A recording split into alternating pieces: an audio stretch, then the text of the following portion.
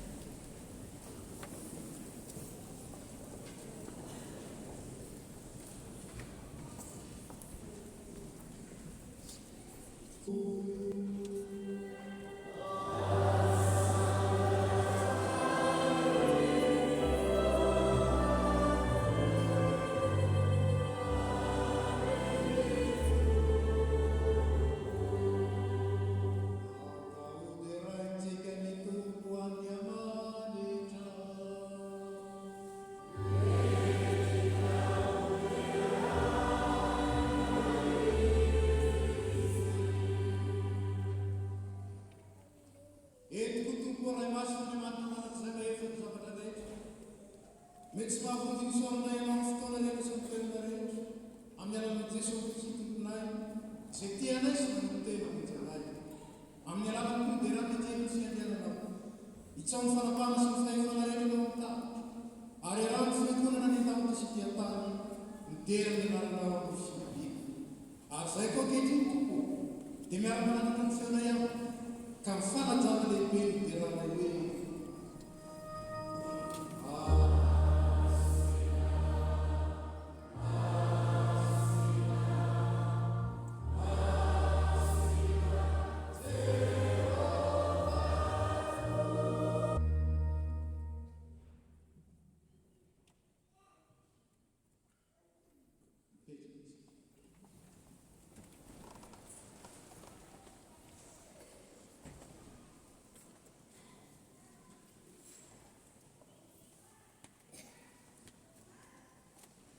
ankehitriny ary-havana dia eto anatrehantsika ny fanasana maso izay mampahatsiaro ny asan'ny Kristy indrindra ny fijaliana sy ny fahafatesa ary koa ny fitsanganana ny maty izany mezina antsika rehetra ny fanahy mba handehanantsika ny fiainana aokary isika iombona hiara-misaotra sy mivavaka misaotranao izay Andriamanitra iray tompony lalina sy ny tany fa noho ny famoramponao ilay mpanota mahantra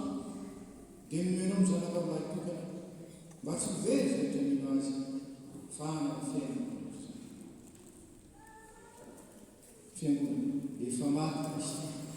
efa nitsangana Kristy, ary hoavy miandro sy mitalao fivorenana izay. Ankehitriny raha adiny fanahy masina mba amin'ny fonay, ka raisany tomponay amin'ny fona velona amin'izao izy manatona na amin'ny fanasana izao. Fa ny fanahy masina mahalinao, aminonanao, anamasinanao, ary anomezanao amin'ny zava-tsy rehetra. Misaotranao zay Jesosy Kristy tompo, miderany anaranao zay ry zanak'Andriamanitra lahy tokana mpamonjy anay. Ankalazaina ianao no fitiavanao izay maheno ny fahafatesa. Ary zay tonga eto anatrehanao, iombona mbatabatra masina, dia mangataka mampiraisinao aminao ohatry ny sampana. Ampianary fankakitako ny tiavanao anay zay, arako izay aramanana ny fifanana masina manontolo, ny fiononany sy ny fifaliana aminao, dia ianao izay miara manjaka ny raisiny fanahy masina, atano tamin'olona ka manako izay. Mitsangana isika.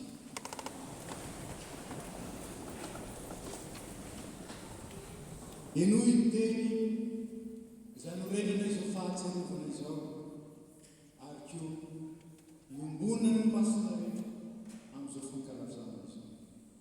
Jesosy Kristy tompo tamin'ny alinizana namadiana azy dia nanenofo, ary efa nisaotra dia nivakiko ka izy raiso tia tena tsy homenana nareo izao natao fahatserovana. Ary toy izany koa ny kapoaka rehefa ninana dia hoy izy tsy toa ny tena rehetra tiany rako, eny amin'ny fanekena vaovao izay alatsaka ho an'ny